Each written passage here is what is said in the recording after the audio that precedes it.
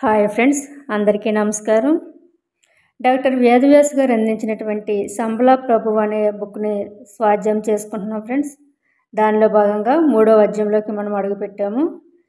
ఈ 3వ అధ్యాయం ఏమిటంటే సంబళకు మా సాహసయాత్ర. ప్రఖ్యాత బ్రిటిష్ సైనిక గూఢచారి బ్రిటిష్ ప్రభుత్వము టిబెట్లోని ప్రభుత్వాన్ని కూలదోసి దాన్ని తమ రాజ్యంలో కలిపేసుకోవాలని అనే దుష్ట సంకల్పంతో ఇంకా భారత భూఖండం యావత్తు కూడా తన గుప్పెట్లోకి తెచ్చుకోవాలని మరి గూఢచారిగా రహస్యాలు తెలుసుకొని అతి సీక్రెట్ రిపోర్టుగా దాన్ని పంపుతూ ఉండాలని చార్లెస్ బెల్ అనే ఒక తన ఏజెంట్ని అందుకోసం సెలెక్ట్ చేసుకుంది. అతను ఎలాంటి వాడంటే డిటెక్టివ్ మించిన పెద్ద సాహసికుడు. టిబెట్లోని రహస్యాలన్నీ కనుక్కొని తన ప్రభుత్వానికి రహస్యంగా నివేదిక పంపే పని మీద బ్రిటిష్ ప్రభుత్వంచే నియమించబడినవాడు. ఆ రిపోర్టు దాని యొక్క సారాంశమే ఈ ఫైల్ 212, సీక్రెట్ ఫైల్ 212. నేను అనగా చార్లెస్ బెల్ అనబడే బ్రిటిష్ ప్రభుత్వపు సైనికాధికారిని.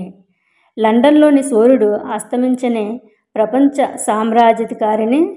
లండన్లోని సూర్యుడు అస్తమించని ప్రపంచ సామ్రాజ్యాధికారిని అయినటువంటి విక్టోరియా మహారాణి చక్రవర్తిని గారికి సమర్పించిన ఈ సీక్రెట్ రిపోర్టు ఫైల్ 212గా సమర్పించే ఈ రహస్య రిపోర్టు.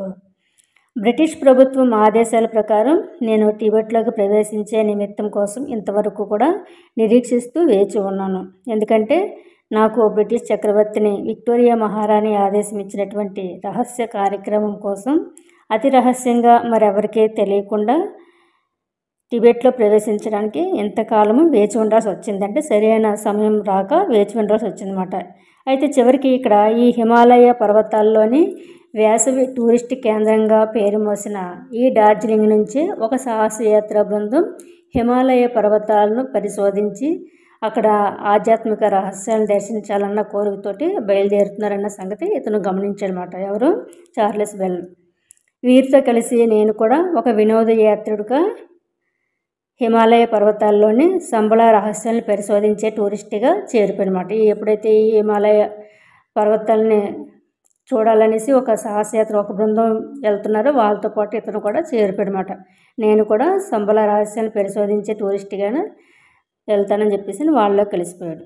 ఇలా చేయడం వల్ల నేను బ్రిటిష్ ప్రభుత్వానికి రహస్య సైనిక గూఢచారిని ఎవరికీ ఎటువంటి అనుమానం రాకుండా టిబెట్లోని బలాబలాలు తెలుసుకోవడానికి టిబెట్ ప్రభుత్వం పర్మిట్ సంపాదించుకోవచ్చు అనేసి తద్వారా నా హిమాలయ యాత్ర వెనుక నా అసలు సంకల్పం ఏంటంటే బ్రిటిష్ ప్రభుత్వానికి గూఢచారిగా టిబెట్లో పాగా వేయాలని, అక్కడ రహస్యాలను మన బ్రిటిష్ ప్రభుత్వానికి చేరవేస్తున్నాను కానీ ఎవరికి అనుమానం రాకుండా ఉంటుందని చెప్పేసి అని అతను అలాగా చెప్తుందనమాట.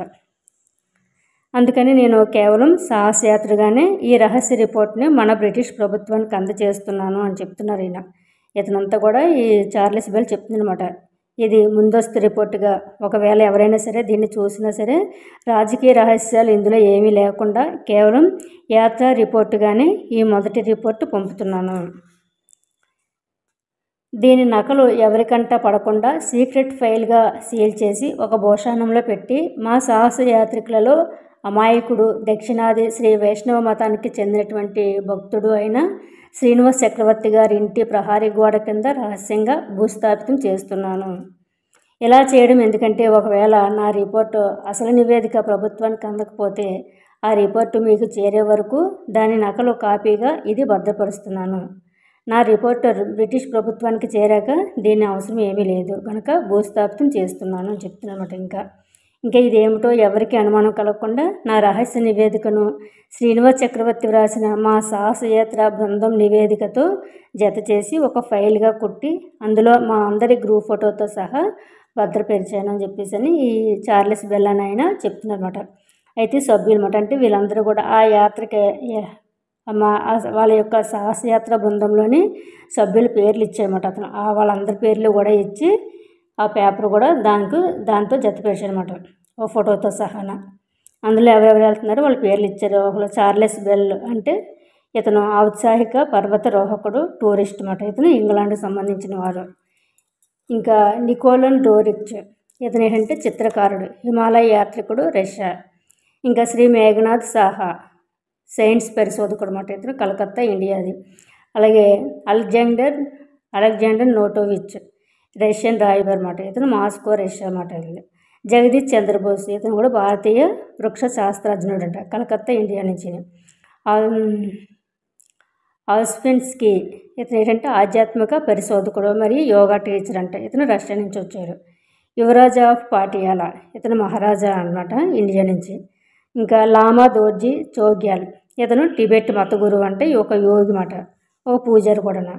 ఇంకా 9వ అతను పండిట్ శ్రీనివాస్ చక్రవర్తి ఇతను హిందూ శ్రీ వైష్ణవుడు మాట, ఆధ్యాత్మిక పరిశోధకుడు ఇంకా సంస్కృత పండితుడు. ఇతను మద్రాసు రాష్ట్రం, ఇండియా. షేర్షా టెన్జింగ్ చోగ్లాం ఇతను ఏంటంటే కాఠ్మాండు నేపాల్ నుంచి ఈయన. ఇంకా భావనగర్ మహారాజా వారు. ఇంకా ప్రొఫెసర్ రే లంకాస్టర్ అంటే అతను జంతు శాస్త్రజ్ఞుడు. ఇలాగా 12 మంది వీళ్ళు ఒక గ్రూప్ కింద, ఒక బృందం కింద ఏర్పడి వీళ్ళు ఒక హిమాలయ యాత్రికుల సాహసయాత్ర గురించి వీళ్ళు వెళ్తూ ఉన్నారన్నమాట. వాళ్ళు ఏదైతే పరిశోధన అంశాల గురించి వెళ్తున్నారన్న దాని గురించి ఇక్కడ ఇచ్చారన్నమాట. ఏంటంటే ఒకటి జరగబోయే భవిష్యత్తును తెలిపే టిబెట్ భవిష్యాలు. ఇంకా నా పూర్వీకుడు British officer Charles Younghusband British colonel పోగు చేసినటువంటి సంబల భవిష్యాలు సేకరించడం. ఇంకా 3వది ఏంటంటే కైలాస పర్వతం, ఓంకార శిఖరం, మానస సరోవరం, నరనారాయణుల ఆశ్రమం, టిబెట్ పీఠభూమి, స్ఫటిక పర్వతం, చింతామణి శిల, సంబళ ప్రభువు గురించి ఇలా రహస్యమైన భవిష్యత్తు గురించి మాట్లాడు. వీళ్ళ లక్ష్యం ఏంటంటే పై అంశాల గురించి యథార్థ విషయాలు తెలుసుకోవటం, వీలైనంత బోగట్ట సమాచారం, కథలు, గాథలు సేకరించడం, ఇంకా రహస్య దారులు ఏమైనా ఉన్నాయా గుహలో, ఇంకా చిక్కు మార్గాలని, వాటిని దాటే విధానాన్ని అన్వేషించడం ఇలా అన్నమాట. వీటన్నిటిని గురించి కూడా వీళ్ళు లక్ష్యం పెట్టుకున్నమాట. అలాగే టిబెట్కు రానున్న భవిష్యత్తును పరిశోధించడం, ఇంకా బ్రిటిష్ రాజకీయ రహస్యాల సేకరణ, దలైలామా అధికారులతో బ్రిటిష్ సైనిక పరిపాలన ఏర్పాటు చేసి చైనా అధికారం అంతం చేసే సావకాశం పరిశీలించడం. ఇంకా పై అంశాలతో ఈ సాహసయాత్ర రహస్య రిపోర్ట్ని నేను తయారు చేశాను. ఇందులోని ప్రతి అంశం కూడా ఒక్కొక్కటి కొన్ని నోట్స్ రూపంలోనూ, మరి కొన్ని చోట్ల కథా రూపంలోనూ, మిగతాది సాహసయాత్ర వర్ణనగాను ఈ రహస్య వేదికలో నిబంధన చేసి బ్రిటిష్ ప్రభుత్వ ప్రధానమంత్రి ద్వారాగా ప్రభుత్వానికి సమర్పించడమైనది. ఆ రిపోర్టు నకలను సీల్ చేసి ఈ ట్రంక్ పెట్టెలో పెట్టి ఎవరికీ కనిపించకుండా భారతదేశంలోని ఉన్నటువంటి హిందువుడైన శ్రీ వైష్ణవ బ్రాహ్మణుడైనటువంటి శ్రీనివాస్ చక్రవర్తి ఇంటి గోడ పునాది క్రింద చెక్కపెట్టెలో భద్రం చేసిన భూషాణంలో లాక్ చేసి శాశ్వతంగా భూస్థాపితం చేస్తున్నాను అని చెప్పేసి రాసి, ఇట్లు మీ బ్రిటిష్ రాణికి విధేయుడు మీ చార్లెస్ బెల్ అని చెప్పేసి మనకి ఇది ఒక లెటర్ రూపంగా రాసి దాంట్లోనే ఇది కూడా భద్రపరిచనమాట. ఇది ఎప్పుడు జరిగింది? ఇది 1912 12వ నెల 12వ తారీఖున అంటే 1912వ సంవత్సరంలోనే, అలాగే డిసెంబర్ 12వ తారీఖుని ఇలాగే లెటర్ రాసి పెట్టారన్నమాట. దాంతోపాటు ఇంకా తాను టిబెట్ చేరుకునేది ఎలా, అందులోని ఎవరికి అనుమానాలు సందేహాన్ని రేకెత్తే విధంగా మంచు కొండల మధ్య యాత్రకు వెళ్ళటం ఇంకా ఆ రోజుల్లో దాదాపు అసాధ్యం. అందులోనూ గూఢచారిగా సీక్రెట్ ఏజెంట్గా టిబెట్లో ప్రవేశించడం అంటే చాలా అసంభవం అన్నమాట. ఎందుకంటే ఆ రోజుల్లో విదేశీయులు టిబెట్లో అడుగుపెట్టడం టిబెట్ని ప్రభుత్వం అనుమతించేది కాదు. ఆ ప్రభుత్వం అనుమతి లేకుండా టిబెట్లో ప్రవేశించడం అసాధ్యమట.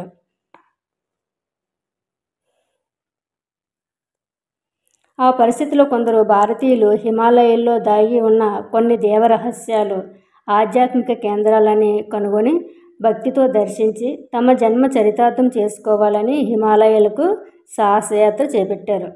అందులో శ్రీనివాస్ చక్రవర్తి అన్న మా ముత్తాత గారు ముఖ్యులన్నమాట. హిందువుల కంటే మళ్ళీ ఇతను రాస్తుందన్నమాట. ఇతనికి టంగుపెట్టి దొరికింది కదా, ఆయన మళ్ళీ చెప్తున్నట్టుకున్నారు ఈయన. అందులో శ్రీనివాస్ చక్రవర్తి అయినటువంటి మా ముత్తాత గారు అంటే మనకి ఎవరైతే చెప్తున్నారో వేదవ్యాస గారు అన్నమాట, అతనికి ఈ శ్రీనివాస్ చక్రవర్తి అన్న అతను ముత్తాత అవుతారంట. హిందువులకు అత్యంత పవిత్రమైన కైలాస పర్వత శిఖరం చూసి తరించాలని శ్రీనివాస్ చక్రవర్తి ఇంకా బెంగాలీ బ్రాహ్మణుడు వృక్ష శాస్త్రజ్ఞులు అయినటువంటి జగదీష్ చంద్రబోస్ బాబు సైన్స్ వింతల్ని పరిశోధించాలని మంచుకొండల్లో నెలకొన్న గంగానది పుట్టుక స్థానమైనటువంటి గోముఖ్ కొండాన్ని దర్శించి స్నానం చేసి తన మనస్సు శరీరము పునీతం చేసుకోవాలని డాక్టర్ మేఘనాథ్ సాహా వీరికి తోడయ్యారు. అప్పటికే మందు మొక్కలు, సోమ, లత వంటి దేవత మూలికా వృక్షాలని కనుగొనాలని ఈ బెంగాల్ సైంటిస్టు జతకిలిశాడు వీరితో. ఇలా ఒక్కొక్కరు ఒక్కొక్క ఆశయంతో వీళ్ళందరూ కలుసుకొని ఒక సాహసయాత్ర కింద, ఒక బృందం కింద ఏర్పడి వెళ్ళారన్నమాట. అయితే ఇక హిమాలయ పర్వత అందాలని, సోయగాల్ని చూసి మురిసిపోయి వాటిని ఇంద్రధనుసు రంగులతో చిత్రించిన ప్రఖ్యాత రష్యన్ చిత్రకారుడు నికోలస్ లోరిచ్ అనే అతను కైలాస పర్వత్కి పైన టిబెట్లో ఎక్కడో రహస్య స్థావరమైనటువంటి స్ఫటిక పర్వతాన్ని చూసి చిత్రించాలని మంచుకొండల్లోకి ఈ సాహసయాత్ర బృందంలో తను ఒకడుగా చేరిపోయాడు. మరొక అతను, ఒక చిత్రకారుడు కూడా ఇలాగా ఒక స్ఫటిక పర్వతాన్ని చూసి చిత్రించాలనేసి మంచుకొండలోకి వీరి యొక్క సాహసయాత్ర బృందంలోకి తను కూడా ఒకడుగా చేరాడు. అయితే ఎన్నో ఏళ్ళుగా భూతాన్, సిక్కింలలోని హిమిన్ బౌద్ధ మఠం ఆమాసరి దర్శించి అక్కడ తపస్సు చేసిన జీసస్ క్రైస్టుగా ప్రఖ్యాతి పొందిన యోగి ఈసా జీవిత రహస్యాల్ని గుప్తంగా నమోదు చేసిన అలెగ్జాండర్ నోటోవిచ్ అనే రష్యన్ రాయబారి వీరికి ఇంకా తోడయ్యారు. మళ్ళీని ఇతడికి మంచుకొండల్లోని రహస్యదారులు, కనుమలు, కొండ చర్యలు, లోయలు ఇంకా తన అరచేతుల్లో గీతల్లాగా పరిచయం ఉన్నాయని చెప్పేసి రాయబారిగా అనేక సార్లు ప్రభుత్వ దూతగా ప్రయాణించడం వల్ల, అంటే అతను ఇవన్నీ కూడా ఆ కొండలో ఉన్నటువంటి దారులు, కొండ చర్యలు, లోయలన్నీ కూడా ఇతనికి తెలుసు అన్నమాట. ఎన్నోసార్లు అతను వెళ్ళాడు కాబట్టి. ఇలా చిలికి గాలివానైనట్టుగా ఈ బృందం పెరిగిపోయి వీరితో మరిద్దరు, ఒక రష్యన్ యోగి గుర్జీఫ్ అన్న అతను శిష్యుడు, యూరోప్లోని మేధావులకు ఆధ్యాత్మిక రహస్యాన్ని బోధించినటువంటి ఔస్పెన్స్కీ అనే ఇంకొకడో తోడయ్యారు. సంబల రహస్యాలు తెలుసుకోవాలని ప్రళయాలని పరిశోధించిన ఇమ్మాన్యువెల్ వెల్కోవ్కి అనే అతను రెండో రష్యన్ సైంటిస్టు, ఆధ్యాత్మిక పరిశోధకుడు. మంచుకొండల్లో యాత్ర చేయాలంటే ఎంతో ఖర్చుతో కూడుకున్న పని అని చెప్పేసి వీళ్ళు కూడా అనుకున్నారన్నమాట. అనేసి మళ్ళీ బయలుదేరారన్నమాట. వీళ్ళు కూడా ఇదంతా నిర్వహించాలంటే దానికి ఎందరో పరివారము, వంట వాళ్ళు, సామాన్లు, మోసుకెళ్ళే కూలి, షేర్ఫాలు, ఇంకా డేరాలు, తోపాకులు, ఆహార పదార్థాలు, మందులు, కొండ ప్రదేశాన్ని తెలిపే దేశపటం అంటే మ్యాప్ కావాలి. ముఖ్యంగా శంబల, కైలాస్, ఎవరెస్ట్, K2 అనే శిఖరం, స్ఫటిక పర్వతం చూసేది కావాలి. మ్యాప్ ఏది కావాలి? శంబల, కైలాస్, ఎవరెస్ట్, K2 అనే శిఖరం అయినటువంటి స్ఫటిక పర్వతం చూపేట్టుగా మనకు ఒక మ్యాప్ కూడా కావాలి అని చెప్పేసి వీళ్ళని చెప్పినమాట. మరి ఎంత 12 మంది ఒక సాహస బృందం వెళ్తున్నారంటే వాళ్ళకి కావాల్సిన ఆహార పదార్థాలు, మందులు, ఇంకా కావాల్సిన డేరాలన్నీ పడుకోవడానికి కట్టాను అలాంటివన్నీ కూడా ఎన్నో సామాన్లు పట్టుకొని వెళ్ళాలన్నమాట. అలాగే ఒక మ్యాప్ మాట, ఏదైతే మనం చూడడానికి వెళ్తున్నారో వాళ్ళు కైలాస పర్వతాన్ని, దాని యొక్క శిఖరమైనటువంటి స్ఫటిక పర్వతం ఏదైతే చూపించే విధంగా ఒక మ్యాప్ కూడా వీళ్ళకి కావాలి. కొంచెమైనా ఆధ్యాత్మికాలలో ఆధ్యాత్మికాల్లో ఆసక్తి, డబ్బు, హంగు, పరివారము, పలుకుబడి గల పాటియాల యువరాజు అయినటువంటి అతను కూడా వీరికి తోడయ్యాడు. కొండలు ఎక్కాలన్న పిచ్చితో పర్వతారోహకుడు అనిపించుకోవాలనే తృప్తి కోసం. ఇందరున్నా కానీ వీరికి స్థానికులు, కొండదారులు, రహస్యాలు తెలిసిన గురువు, మార్గదర్శకుడు, నిజాయితీ పరుడయ్యి బౌద్ధ లామా శైలితో పలుకుబడి, గౌరవం, పరపతి గల పీఠాధిపతి, పూజారి వంటి ఒక బౌద్ధ లామా సహాయం లేకుండా ఇటువంటి యాత్ర అసంభవం. సుడిగాలికి ఎండుటాకులు పోయినట్లుగా ఇలా దైవ సంకల్పంగా వీరంతా తోడై ఒక బృందంగా కలిసి చేసిన సాహసయాత్ర రిపోర్టే ఈ ఫైల్ 212. మా ఇంటి అడుగున భూషాణంలో దొరికినటువంటి రహస్య నివేదికను తయారు చేసిన 12 కథానాయకుల నేపథ్యం. వీరందరినీ కలిపి ఉంచినటువంటి ఆసక్తి ఒకే ఒక విషయం మీద, అదే సంబల ప్రభు అయిన అవతారం గురించిన రహస్యాల సేకరణ.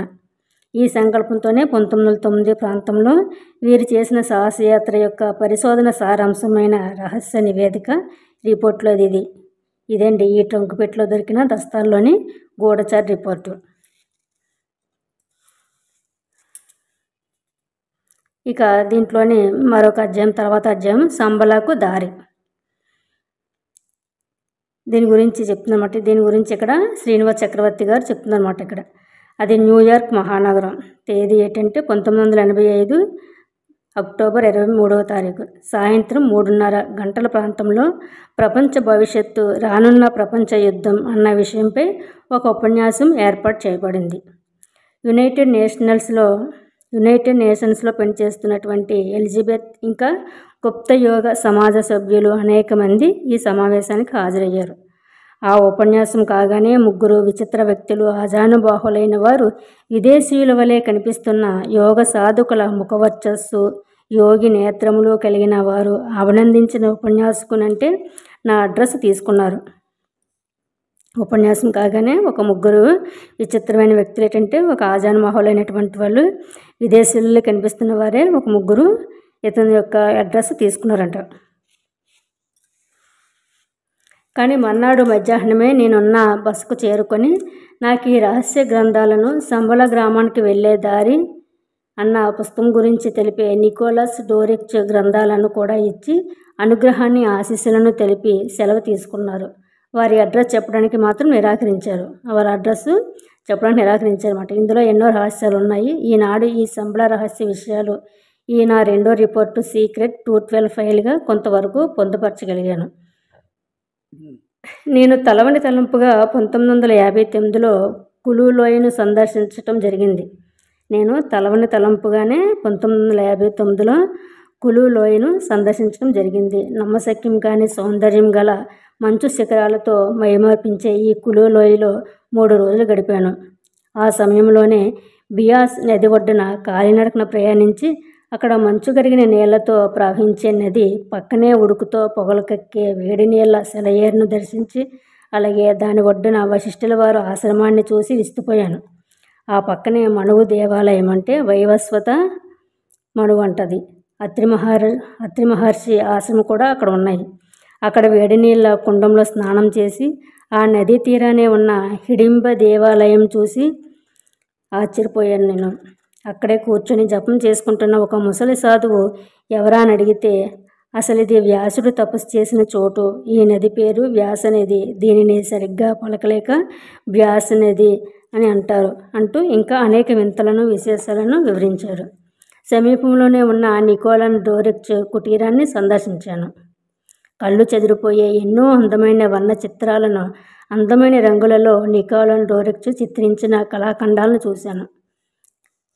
ఆ దగ్గరలోనే ఈ నికోలస్ డోరిచ్ అనే అతను కూడా వీళ్ళతో పాటు వెళ్ళాడు కదా, అతని దగ్గరికి వెళ్ళి చూడగానే అతను కళ్ళు చెదిరిపోయినటువంటి ఎన్నో అందమైన వర్ణ చిత్రాలను, ఇంకా అందమైన రంగులతో ఇతను చిత్రించిన కళాఖండాలు చూశారన్నమాట. అందులో సంబల ప్రభు, సంబలకు వెళ్ళే దారి, నమ్మకస్తుల గడ్డ అన్న చిత్రాలు సంబల గురించి, కల్కి భగవాన్ గురించిన రహస్య సంకేతాలతో చిత్రించబడ్డాయన్నమాట. నికోలస్ డోరిచ్తో పాటు ప్రయాణించిన పరిశోధక బృందం ఈనాటి లే వద్ద 11,000 అడుగుల ఎత్తున ఉన్న ఒక టిబెట్ యోగుల ఆశ్రమంలో ఉన్న తాటాకు గ్రంథాన్ని పరిశోధించి ఆ మహాత్ముని ప్రశ్నించి సంబల గ్రామాన్ని గురించిన వివరాలు, విశేషాలు ఎన్నో సేకరించారన్నమాట. వీళ్ళు ఆ సేకరించి వాటిని పెట్టి ఇతను ఈ చిత్రాలని చిత్రీకరించారన్నమాట.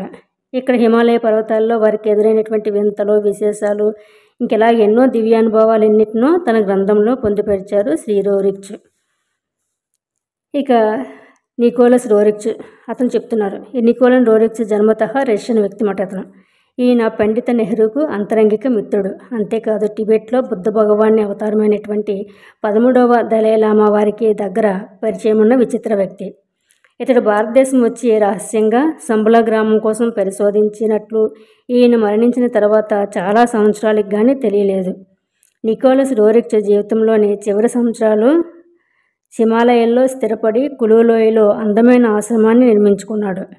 ఇతను జీవితంలోని చివరి గడపాల్సిన సమయం అంతా కూడా హిమాలయాల్లోనే స్థిరపడి అక్కడ ఉన్నటువంటి కులు లోయలోనే అందమైన ఆశ్రమాన్ని నిర్మించుకున్నాడంట. అతను ఒకనాడు డోరిచ్ తన పరిశోధన యాత్రలో భాగంగా మైళ్ళు నడిచి 12,000 ఎత్తున్న మజిలీని చేరుకున్నాడు.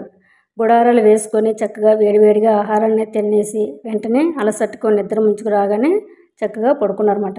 ఇంతలోపే అతను భార్య కూడా 10 గంటల ప్రాంతంలో పడుకోబోతూ రగ్గును ఇలాగా కదిలించగానే బొగ్గున ఒక వైలెట్ ఊదా రంగు కాంతితో మంట దిక్కులు మెరిసిపోయేలాగా వెలిగిందంటే దిక్కులంటే 4 దిక్కులు కూడా కనిపించేటట్టుగా తలతలమని మెరిసిపోయేలాగా వెలిగిందన్నమాట. అప్పుడు ఆమె వెంటనే భయపడి మంటలు అని గట్టిగా అరిచిందంట.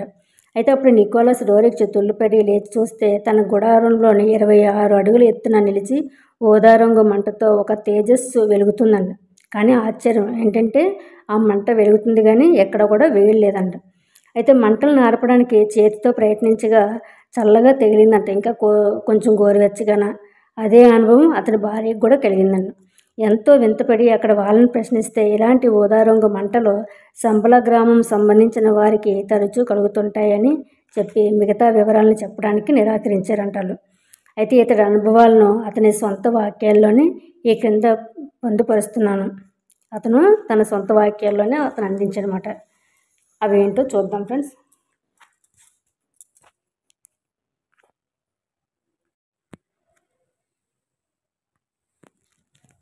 లేహికి ముందు 11,000 అడుగుల ఎత్తులో ఉన్న నిము అనే చిన్న గ్రామంలో మాకు ఎదురైన అనుభవాన్ని ఎట్టి పరిస్థితులను కూడా విస్మరించలేము. ఇలాంటి సందర్భాల గురించి వినడం చాలా ఆసక్తికరంగా ఉంటుంది. ఇదైతే స్పష్టమైన ప్రశాంతమైన రోజు తర్వాత జరిగింది. మేము గుడారాల్లో క్యాంప్ చేశాము. రాత్రి 10 గంటల ప్రాంతంలో మా శ్రీమతి డోరిచ్ ఉన్ని రగ్గును తొలగించడానికి ఆమె మంచం దగ్గరకు వచ్చేసరికి నేను అప్పటికే నిద్రపోతున్నాను. కానీ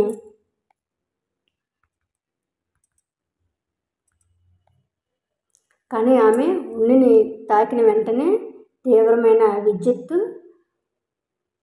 ఉత్సర్గ రంగులో ఉన్న పెద్ద గులాబీ వైలెట్ జ్వాల పైకి లేచి దాదాపు 1 అడుగు ఎత్తులో ఉన్న మొత్తం భోగి మంటను ఏర్పరుస్తుంది. ఒక పెద్ద భోగి మంటలాగా ఏర్పడుతుందన్నమాట.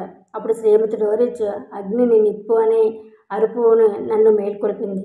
పైకి దూకి శ్రీమతి డోరిచ్ యొక్క చీకటి సిల్కౌట్ను మరియు ఆమె ముందు కదిలే జ్వాల డేరాను స్పష్టంగా ప్రకాశింపజేసినట్లు నేను చూశాను.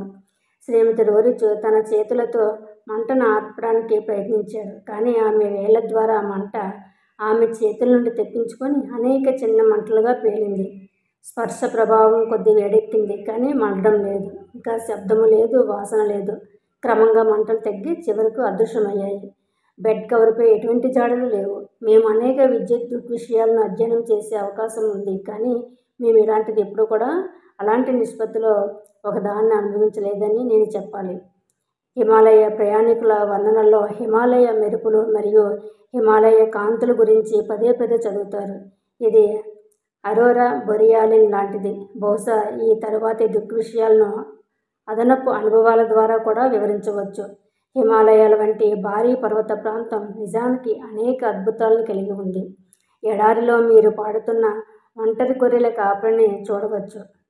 ఎడారిలో మీరు పాడుతున్నటువంటి ఒక ఒంటరి గొర్రెల కాపరిని చూడవచ్చు. కానీ మీరు అతన్ని పాట పునరావృతం చేయమని అడిగితే కనుక ఈ సంబల పాట ఎడారి కోసమే అని అతను మీకు చెబుతాడు. చాంగ్ సంబాలిండేయిన్ ఉత్తర సంబాల యుద్ధం. ఈ యుద్ధంలో మనం చనిపోతాం, మెల్లి పుట్టాలి సంబల పాలకుడి నైట్స్గా. కాబట్టి మంగోలియాలో తాజా ఉద్యమాలు సంబాలతో ముడిపడి ఉన్నాయి అని చెప్పేసి ఇక్కడ అతను చెప్పారన్నమాట. ఇవన్నీ కూడా తర్వాత 1928లో మంగోలియాలో ఆకాశంలో అకస్మాత్తుగా తెల్లని గుండ్రని అరిసి వంటి వస్తువులు ఎగురుతూ కనిపించాయంట.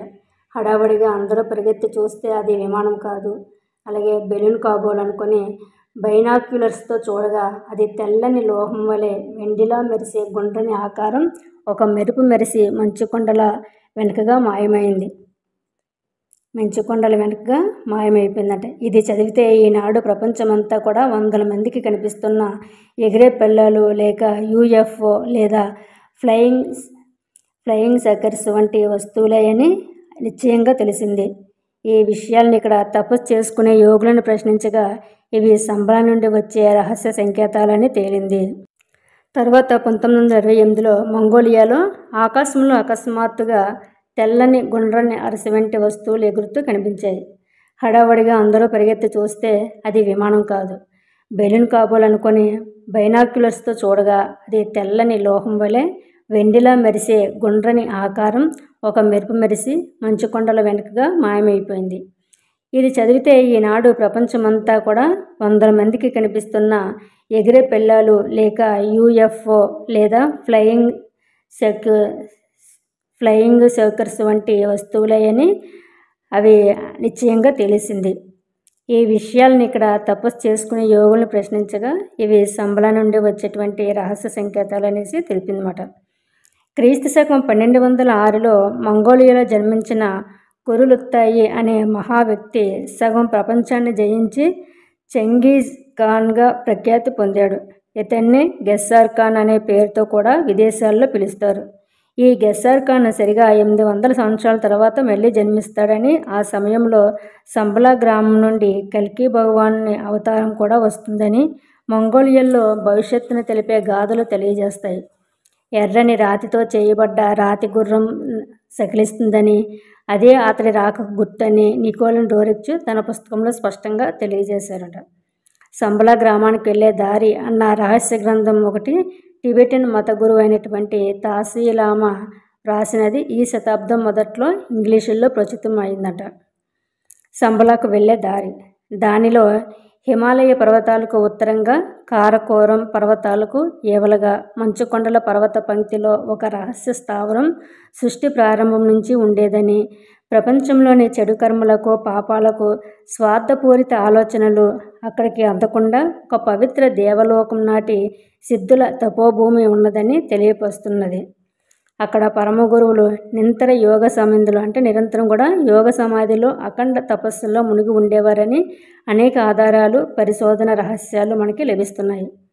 అంతేకాదు మానవులలోని దివ్య శక్తులు యోగ సిద్ధులు మేల్కొల్పే ధ్యాన ప్రాణాయామ యోగ సాధనలు ఇంకా అనేక మూలిక రహస్యాలు మనిషి శరీరంలో వయసును స్తంభింపచేసేవి ఇంకా నిత్య యవ్వనాన్ని ప్రసాదించేవి కాయకల్పం లేక కాయసిద్ధి వంటి సిద్ధ ఆయుర్వేద ఔషధ రహస్యాలు ఉండేవని ఇప్పుడిప్పుడే విదేశీ పరిశోధకులు కూడా తెలుసుకుంటున్నారు. సంబలా నుండి ఒక రహస్య ప్రభావం కల జీవశిలి అన్ని దేశాలలో సంచారం చేస్తూ ఉంటుందని రష్యన్ పరిశోధకుడు అయినటువంటి నికోలస్ డోరిచ్ వ్రాయడమే కాకుండా తాను ఆ సాలగ్రామ శిల వంటి దివ్య శిలను చూశానని కూడా ఎన్నో వింతలు విశేషాలు వర్ణించారు అతను. అందులో ఆశ్చర్యకరమైన వింత ఏ దేశంలో అయితే ఇలాంటి చైతన్య శిల లేక జీవించే శిల రహస్యంగా ఉంటుందో ఆ దేశం రాజకీయంగా ఎప్పటికీ స్వాతంత్ర్యం కోల్పోదు. అలాంటి పవిత్ర శిలాఫలకం ఒకటి బ్రిటిష్ రాజుల సింహాసనం కింద రహస్యంగా గుప్తపరచబడి ఉన్నదని ప్రపంచ జ్యోతిష్కుడైనటువంటి అతను ఆధ్యాత్మిక పరిశోధకుడైన కిరో తన ఆత్మకథలో తెలిపారు. ఇంగ్లాండ్ సింహాసనం కింద దివ్యశిల. ఈ దివ్యశిలని గురించి ప్రపంచ భవిష్యత్తు అన్ని గ్రంథంలో ఈ దివ్యశిలని గురించి ప్రపంచ భవిష్యత్తు అన్న గ్రంథంలో మరికొన్ని వివరాలు కూడా వర్ణించారు.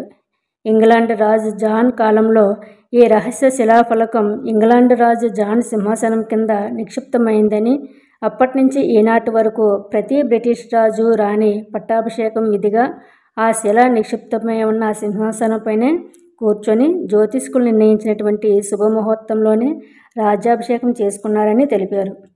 రెండవ ప్రపంచ యుద్ధ కాలంలో జర్మన్కు ఈ రహస్య శిల గురించి సమాచారం ఉంది. బ్రిటిష్ రాజు సింహాసనం నుంచి దాన్ని తొలగించి రహస్యంగా తస్కరించుకొని పోవడానికి గూఢచారి ముఠా ఒకటి ఏర్పాటు కాబడిందని కూడా తెలిసి బ్రిటిష్ రహస్య పోలీస్ అయినటువంటి స్కాట్లాండ్ యార్డ్ శాఖ ప్రత్యేకమైన నిఘాను ఏర్పాటు చేసి రహస్యమైన బందోబస్తు కూడా చేసింది. కానీ కిరో మహాశయుడు తన ప్రపంచ భవిష్యత్తులో ఒకనాడు ఈ రహస్యశిల ఇంగ్లాండ్ నుండి అపహరించబడే ప్రమాదం ఉన్నదని, అది జరిగిన కొద్ది కాలానికే ఇంగ్లాండ్ సముద్ర గర్భంలో మునిగిపోతుందని, ఆ కాలంలో మూడవ ప్రపంచ యుద్ధం ప్రళయంగా ఏర్పడి ఆ యుద్ధంలో అనేక దేశాలు నాశనం అవుతాయని, తూర్పు దేశాల్లో జన్మించిన ఒక మహాపురుషుడు లేక అవతారమూర్తి ద్వారా ఈ శతాబ్దం చివరికి ఒక నూతన శకం ప్రారంభిస్తుందని తన జ్యోతిష భవిష్యత్తు పరిశోధనలో కిరో తెలిపారు. నికోలస్ డోరిచ్ మహాశయుడు కూడా అలానే పరిశోధించిన వింతలలో నడిచే రహస్య శిల ఒకటి హిమాలయ పర్వతాలలో అనేక చోట్ల సంచరిస్తూ ఉంటుందని, అది 7 రంగుల మారుతూ ఉంటుందని, అది ఎక్కడ ఉంటే ఆ ప్రదేశంలో దివ్య ప్రభావాన్ని, అదృష్టాన్ని, యోగశక్తిని ప్రసారం చేస్తూ ఉంటుందని, అది హిమవత్ పర్వతాలలో ఒక్కొక్క రోజు ఒక్కొక్క హిమాలయ పర్వత శిఖరం వద్ద సంచారం చేస్తుందన్న రహస్య బోగట్ట తనకు టిబెటన్ లామాలో యోగుల వల్ల తెలిసిన వివరాలు వివరించారన్నమాట. ఇలాగా అతనికి తెలిసినట్లు వాళ్ళ వద్ద అంటే టిబెటన్ లామాల వల్ల యోగుల వల్ల కూడా ఇతనికి తెలిసినట్లు ఆయన చెప్పారు. అంతేకాక సంబల ప్రభు అవతారంగా వచ్చినప్పుడు సంబల అనే గ్రామంలో జన్మిస్తాడని, ఆయనను గుర్తించే దివ్య సూచనలలో ముఖ్యమైనది దివ్యశిల లేక జీవించే శక్తి కల ప్రాణశిల ఉంటుందని, దానినే చింతామణి అంటారని తెలిపారు. కల్కి భగవానుడు రానున్న అవతారాన్ని వర్ణించే ప్రాచీన శిల్పాలు, చిత్రాలలో ఈ చింతామణి కూడా చిత్రించబడి ఉంటుంది. అమెరికా డాలర్లపై చింతామణి. అమెరికా స్వాతంత్ర్యం చిహ్నంగా డాలర్పై ముద్రించినటువంటి ఈజిప్ట్ పిరమిడ్ కట్టడం పైగా ఒక దివ్య తేజస్సులో వెలిగే ముక్కోణపు శిల మనకింకా కనిపిస్తుంది. దాని చుట్టూ సూర్యకిరణాల వంటి తేజస్సు కిరణాలుగా చిత్రించబడి ఉన్నాయి. అంతేకాదు అసంపూర్ణంగా ఉన్న ఈ పిరమిడ్ పైన ముక్కోణ కారణంగా ఉన్న జీవశిల దిగుతూ ఉండగా సూర్య తేజస్సు వంటి తేజస్సుతో ఆ శిల వెలుగుతున్నట్లు, దానికి మధ్యగా ఒక నేత్రం లేక కన్ను అమెరికా డాలర్ నోట్లపై చిత్రించి ఉండటం ఈనాటికి మనం చూడవచ్చు. దీని గురించి అమెరికాలో నేను ఎవరిని ప్రశ్నించినా ఎవరికీ అసలు డాలర్ మీద ఈ పిరమిడ్ బొమ్మ ఎందుకు వేశారో కూడా అర్థం కావడం లేదని ఆశ్చర్యంగా వెల్లబుచ్చారు. సంబల గ్రామంలోని జీవించే శిల గురించి అమెరికా స్వాతంత్ర్య ఉద్యమాన్ని స్థాపించిన రహస్య పురుషులకు ఏమైనా తెలిసి ఉండవచ్చా? లేకుంటే చింతామణి యొక్క చిత్రం ఈ డాలర్ నోటు పైన ఎలా చోటు చేసుకుంది? ఒక పెద్ద నల్లని రాయి వంటి సాలగ్రామ శిల లాంటి పవిత్ర పూజా శిల గురించి హిమాలయ పర్వతాల్లో ఉన్నట్లు వీరికి తెలిసింది. అది అనేక చోట్ల సంచారం చేసే రాయి. అది ఒక్కొక్క దేశంలో కొన్ని సంవత్సరాలు అది కనిపిస్తూ తిరిగి మాయమైపోతూ ఉంటుంది. ఎక్కడ ఆ శిల కనిపిస్తుందో అక్కడ అనేక గొప్ప మార్పులు, చారిత్రాత్మకమైనటువంటి సంఘటనలు, ఇంకా అనేక ఆధ్యాత్మిక వింతలు కూడా జరుగుతూ ఉంటాయట. అదేంటంటే అదే చింతామణి శిల అన్నమాట. ఈ చింతామణి శిల ఒక పెద్ద నల్లరాయిలా ఉంటుందన్నమాట. అది దాన్ని సాలిగ్రామ శిల కూడా ఉంటుందన్నమాట. అంటే అలా టైప్లో అన్నమాట ఈ చింతామణి శిల. ఇదేంటంటే అనేక చోట్ల సంచారం చేసి రాయి అంటే అనేక చోట్ల తిరుగుతూ ఉంటుందంట. అది ఒక్కొక్క దేశంలో ఎక్కడైతే ఉంటుందో అక్కడ ఒక్కొక్క దేశంలో కొన్ని సంవత్సరాల పాటు కనిపిస్తూ అది మళ్ళీ తిరిగి మాయమైపోయి మళ్ళీ వేరే దేశంలో ఉంటుందంట. ఆ శిల ఎక్కడైతే కనిపిస్తుందో అక్కడ గొప్ప మార్పులు, చారిత్రకమైన సంఘటనలు, ఇంకా అనేక ఆధ్యాత్మిక వింతలు కూడా జరుగుతూ ఉంటాయంట. అంతేకాదు ఆ సంచారం చేసే శిల గురించి ఇంగ్లాండ్ రాజా వంశీకులకు కూడా రహస్యమైన సమాచారం ఉన్నదంట. అయితే ఆ శిల మాయమైన దేశంలో విప్లవాలు, ప్రభుత్వాలు పతనం కావడం, అలాగే ఇంకా యుద్ధాలు రావడం వంటివి జరుగుతాయంట. ఆ శిల ఎప్పుడైతే మాయమైపోతుందో ఎప్పుడైతే ఆ శిల మాయమైన దేశంలోని అంటే ఆ శిల ఉన్నంతసేపు కూడా చక్కగా ఎంతో అద్భుతంగా ఉంటుందంటే ఎప్పుడైతే మాయమైపోతుందో అలాంటప్పుడు ఆ దేశంలోని విప్లవాలు రావడం, అలాగే ప్రభుత్వాలు పతనం అయిపోవడం, యుద్ధాలు రావడం వంటివి జరుగుతూ ఉండేవంట. అది తిరిగి చివరకు కలియుగంతానికి ఒక నిర్ణీతమైన సమయానికి సంబలా గ్రామం చేరుకుంటుందంట. ఇలాగా అన్ని దేశాలు తిరిగి చివరికి సంబలా గ్రామం చేరుకుంటుందంట. ఈ శిల కొన్నాళ్ళు 13వ దలైలామా వారి వద్ద రహస్యంగా 1933 దాకా ఉండిందట. అయితే ఆ శిల టిబెట్ నుండి అంతరార్థనం కావడంతో ఆ టిబెట్ దేశానికి శత్రువుల వల్ల, చైనా వారి దండయాత్రల వల్ల జరగబోయే కష్టాలు ఆయనకు ముందే తెలుసు. అవే టిబెట్లోని భవిష్యాలుగా రాయబడి ఉన్నాయి. ఇక స్ఫటిక పర్వతం గురించి చెప్తున్నారు ఇక్కడ. ఇంకో విశేషమైన వింత ఏమిటంటే మంచుతో కప్పబడి నిరంతరం తెల్లగా వజ్రాల్లాగా తలతలా మెరుస్తున్నటువంటి మంచు కొండల మధ్యగా ఒక స్ఫటిక పర్వతం ఒకానొక రహస్యమైన ప్రదేశంలో ఉన్నదని, ఆ స్ఫటిక పర్వతాన్ని గుర్తించి చుట్టూ ఉన్న మంచు కొండలతో కలిపేసుకోకుండా ప్రస్ఫుటంగా గమనించగలిగిన వారికే అది తెలుస్తుందని, అది సంబలా వెళ్ళే దారిలో అతి ముఖ్యమైన ఆధ్యాత్మిక స్థావరం అని ఒక వింత వార్త. అయితే హిమాలయ పర్వతాలను దాటి కారకోరం పర్వతాలకు దిగువగా ప్రయాణిస్తుంటే అక్కడ ఒక తెల్లని నీళ్లు కలిగిన జలపాతం ఒకటి అతి రహస్యంగా ఉంచబడింది. అందులోని నీళ్లు తాగిన వారికి అప్పటికి వారి వయసు ఎంత ఉంటుందో అక్కడే వారికి ఆ వయసు అప్పుడే స్తంభించిపోయి నిత్య యవ్వనం సిద్ధిస్తుందని ఒక వార్తావళిని. ఇంకా కల్కి భగవానుని చింతామణి. చైనాలో మంగోలియాలోని బురియాత్ అనే చోట, ఆఫ్ఘనిస్తాన్, టిబెట్ ప్రాంతాల్లోనూ సంబలా ప్రభుని పవిత్రమైన చింతామణి శిల గురించి తెలియని వారెవరూ కూడా లేరు. ఇది ఎప్పటికప్పుడు రంగులు మారిపోతూ ఉండడం, ఆ మారుతున్న రంగులను బట్టి ఆ దేశాలకి యుద్ధం కానీ, ఆధ్యాత్మిక అభివృద్ధి కానీ, కరువు కాటకాలు కానీ, ఆ పవిత్ర శిల మార్చే రంగును బట్టి అక్కడ యోగులు ఏమి జరుగుతున్నదో ముందే గ్రహించి భక్తులకు హెచ్చరిక చేస్తూ ఉండేవారట. ఇలాంటి వింతలు విశేషాలు ఎన్నో నికోలస్ రోరిచ్ రాసినటువంటి సంబలా వెళ్ళే మార్గం వర్ణనలో కనబడతాయన్నమాట.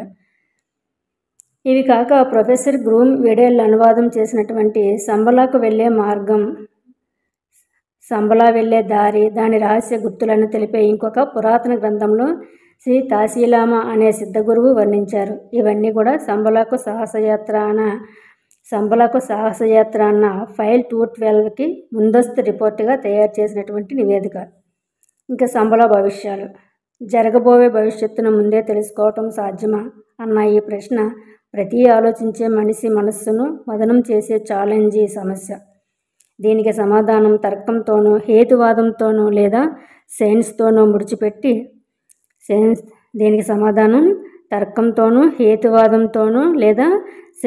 ముడిపెట్టి సంజాయిషీ వంటి సమాధానం ఏదో ఒకటి వ్రాయవచ్చు. కానీ సాధ్యమని రుజువు చేయవచ్చు, అసాధ్యమని వాదించవచ్చు. కానీ ఆ రెండు అభిప్రాయాలే. అసలు ఈ చరిత్రలో నిజంగా జరిగిన అనుభవాలు ఈ వాద ప్రతివాదాల కంటే ఎక్కువ నమ్మదగ్గవి. ఎందుకంటే ఇవి ఎవరి అభిప్రాయాలు కాదు. కాలం ఎవరి హేతువాదంతోనూ నడవదు కదా. కాలంలోకి వెనక్కి వెళితే గనక హిమాలయ పర్వతాల్లోని మంచుకొండల మధ్య కొన్ని వేల సంవత్సరాలుగా పవిత్ర పీఠభూమిగా పేరు పొందిన టిబెట్ జాతి యొక్క చరిత్ర ఎన్నో వింతలు విశేషాలు తనలో దాచుకుని ఉన్నది. విదేశీయుల సంపర్కం లేకుండా కొన్ని వేల సంవత్సరాలుగా రకరకాల విదేశాల సాంస్కృతిక సౌకర్యం, ఇంకా సంకర జాతుల ప్రభావము తన మీద పడకుండా నిర్మలంగా మంచులో పూసిన పువ్వులాగా వికసించింది ఈ టిబెటన్ లామా మతం. దానికి ప్రాణమైన టిబెటన్ ఆధ్యాత్మికత, అందులోని మంచుకొండల మధ్య వికసించినటువంటి అపూర్వ అమరగాథయే సంబలా గురించిన ఐశ్వర్యాలు, వింతలు, భవిష్యాలు. సంబలా గురించిన ఆశ్చర్యాలు, వింతలు, భవిష్యాలు. అవి 1850వ సంవత్సరానికి పూర్వపు రోజులు. బ్రిటిష్ సైన్యం ప్రపంచాన్ని అంతటినీ కూడా జయించాలన్న సామ్రాజ్య దాహంతో ఒక జలగలాగా ప్రపంచం అంతటా కూడా నాలుకలు చాస్తున్న రోజులవి. సిపాయిల తిరుగుబాటు అనబడే బ్రిటిష్ వారి అహంకారం మీద భారత జాతి తిరగబడిన 1857కు పూర్వమే 2 బ్రిటిష్ సైనికాధికారులు టిబెట్లో అడుగుపెట్టారు. అందులో ఒక సైనికాధికారి కర్నల్ యంగ్ హస్బెండ్ తన వెంట ఒక బ్రిటిష్ సైనిక పటాలం తీసుకొని టిబెట్లోకి ప్రవేశించాడు. అక్కడ చూసిన ఎన్నో ఆశ్చర్యాలు, వింతలు అతన్ని మతిపోయేలా చేసి అతనిలోని తెల్లవాడి అహంకారాన్ని వేళ్లతో సహా కుదిపేశాయి.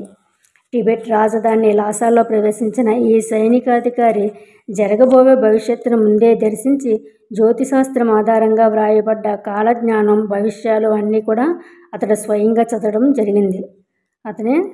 చదవడం అనేది జరిగింది. జ్యోతిశాస్త్రం మీద హిమాలయాల్లో యోగులకు, దివ్య దృష్టి గల లామాలకు ఉన్న ఎంతో దృఢమైన విశ్వాసం ఈ బ్రిటిష్ వాళ్ళకి అప్పుడే కళ్ళు తెరిపించింది. ఎందుకంటే ఈ సైనికాధికారి టిబెట్లోని కొన్ని తాళపత్రాలు చదివి గతంలో అంటే 1027 AD సంవత్సరం నుంచే టిబెట్లోని ముఖ్యమైన ప్రభుత్వ నిర్ణయాలన్నీ కూడా జ్యోతిష శాస్త్రం ఆధారంగానే, అక్కడ మునులు చూసిన దివ్య దృష్టి ఆధారంగా ముఖ్య ప్రభుత్వ నిర్ణయాలు జరిగేవి.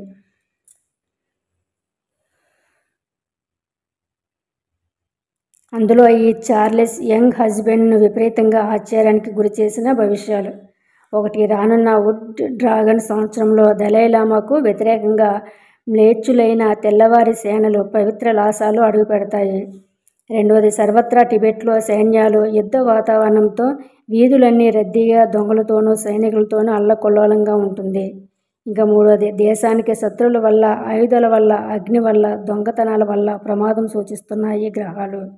ఇంకా 4 ప్రజలు యుద్ధానికి దిగుతారు. తెల్లవారికి టిబెట్ వారికి రక్తం చిందే పోరాటం జరగబోతుంది.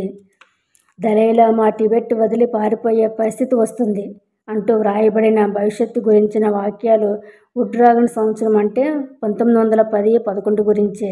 సరిగ్గా అదే సంవత్సరంలో చైనా వారు టిబెట్పై దండెత్తారు. పవిత్రమైన లాసా ముఖ్య పట్టణాన్ని ముట్టడి చేశారు. టిబెట్నులకు చైనా వారికి హోరాహోరీ ఘోరమైన యుద్ధం జరిగింది. దలైలామా భవనాన్ని విదేశీయులు చుట్టూరా ముట్టడించారు. ఆ తర్వాత 1914వ సంవత్సరంలో ఇంగ్లాండ్, జర్మనీ ప్రపంచ యుద్ధం జరిగింది. చైనాలో అంతర్యుద్ధం జరిగి 1911లో జాతీయ ప్రభుత్వం ఏర్పాటయ్యింది. ఫలితంగా 1914 టిబెట్ నుండి చైనా వారిని తరిమివేయడానికి భవిష్యాల్లో చెప్పినట్లుగా తెల్లవారు అంటే బ్రిటిష్ సేనల పవిత్రమైన లాసాలో అడుగుపెట్టాయి. పైన చెప్పిన భవిష్యత్తులో యుద్ధాలు, అంతర్యుద్ధాల గురించిన జ్యోతిష్యం కల్నల్ యంగ్ హస్బెండ్ చూడటమే కాదు, బ్రిటిష్ సైన్యాధికారి 1902లో లాసాకు వెళ్ళినప్పుడు రాబోయే భవిష్యత్తును తెలిపే గ్రంథాలలో వాక్యాలను తన కళ్ళతో తానే చూశాడు. ఇవేగాక అనేక ముఖ్యమైన సంఘటనలు అవి జరగబోయే చాలా కాలం ముందుగానే దర్శించి రికార్డు కాబడినాయి. టిబెట్లో 13వ దలైలామా పీఠాధిపతి 1933లో మరణించడం జరగడం, 1935 సంవత్సరంలో 14/4 దలైలామా జన్మించడము అన్నీ ముందుగానే వ్రాయబడి ఉన్నాయి. అదేవిధంగా దుష్టశక్తులు, ఈశాన్యంలోని క్రూరులు, హింసాత్మకులైనటువంటి చైనా వారి నుండి టిబెట్పై దండయాత్ర 1950లో జరుగుతుందని వ్రాసినట్లే సరిగ్గా అక్టోబర్ 1950లో చైనా ప్రధాని బేగన్లే టిబెట్ మీద చైనా దండయాత్ర జరిగింది. అప్పుడు నెహ్రూ అసమర్థత వల్ల, చేతకానితనం వల్ల టిబెట్ చైనా వారికి దాసోహం అనవలసి వచ్చింది. ఫలితంగా టిబెట్ స్వాతంత్ర్యం కోల్పోయింది. భవిష్యత్తులో యుగసంధి సూచనలుగా ఈ భవిష్యత్తు వ్రాయబడి ఉన్నది.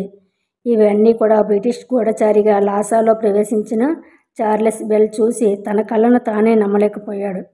ఏమి దేశం, ఏమి మతం, ఎవరి భవిష్యత్తు తెలిసిన దివ్య దృష్టి గల లామాలు అని ఒక్కసారిగా అతనికున్న ఆలోచనలన్నీ కూడా పటాపంచలైపోయాయి. భవిష్యత్తును ముందే తెలుసుకోవటం నిజమని కాలమే ప్రత్యక్షంగా నిరూపించింది. అలాగే రానున్న కాలంలో జరిగే భవిష్యత్తులో సంబలా నుంచి భూమికి అవతరించనున్న భగవంతుని దశావతారంలో 10వ అవతారంగా సంబలా ప్రభువు రానున్నాడనే ప్రధాన నాడీ గ్రంథాలలో తాళపత్రాల్లో రాసి ఉండటం ఇప్పటికీ విదేశీయులను సైతం ఆశ్చర్యంలో ముంచెత్తి వేస్తుంది. ఎవరి సంబలా ప్రభువు? ఈయన జన్మించే సంబల ఎక్కడ ఉన్నది? సంబలకు చేరే మార్గం ఏది? ఇంతవరకు నరమానవుడు కూడా కాలు పెట్టని పవిత్రమైన తెల్లటి మంచు కొండల మధ్య దాగి ఉన్నటువంటి తామర పద్మంలోని రేఖల మధ్య దాగిన బొడ్డు లాంటి మణిపీఠం అని అర్థం ఇచ్చే మంత్రం ఓం మణి పద్మోహం అని టిబెటన్ యోగులు, లామాలు గత 3000 సంవత్సరాలుగా భక్తితో జపించే దాని అర్థం ఏమిటి?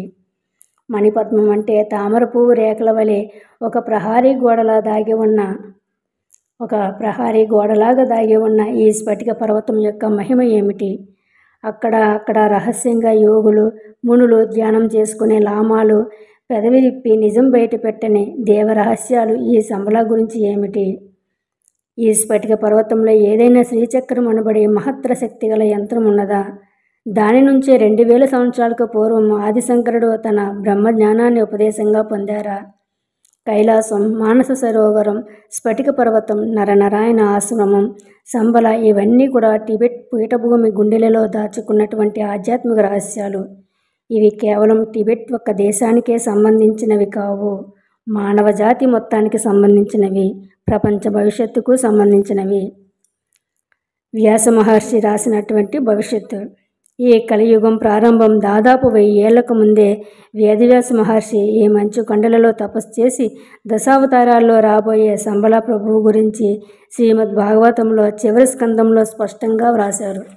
సంబలలో భగవంతుని 10వ అవతారం దిగి వస్తుందని, ఆయనే మ్లేచ్చులను నాశనం చేసి అనేక పాపాలకు కారణమైన వాటిని నాశనం చేసి ప్రపంచంలో సత్యాన్ని, న్యాయాన్ని, మనిషిలో నిజాయితీని తిరిగి స్థాపించి మానవజాతి ఆత్మను నిర్మలంగా ఒక స్ఫటికంలాగా వెలిగించే ఒక ధర్మ ప్రభు వస్తాడని టిబెట్లోని భవిష్యాల్లో కూడా ఇలాగే వ్రాసి ఉంది. ఓకే ఫ్రెండ్స్, దీని తర్వాయి భాగం రేపటి భాగంలో చూద్దాము. Okay, thank you so much.